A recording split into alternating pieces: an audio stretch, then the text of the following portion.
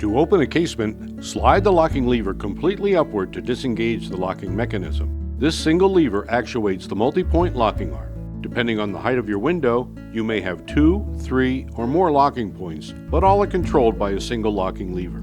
To open the sash, rotate the operating handle until the sash is open the desired amount. An awning window also has a rotating operating handle, but has 2 locking mechanisms, one on either side of the window.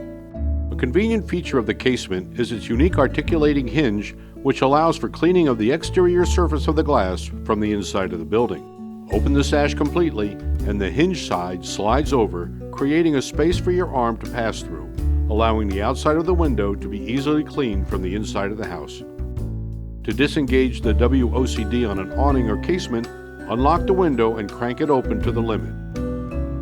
Then, slide the red cover up and hold it. Rotate the orange tab towards the exterior, disengaging the sash. You can then continue to open the window.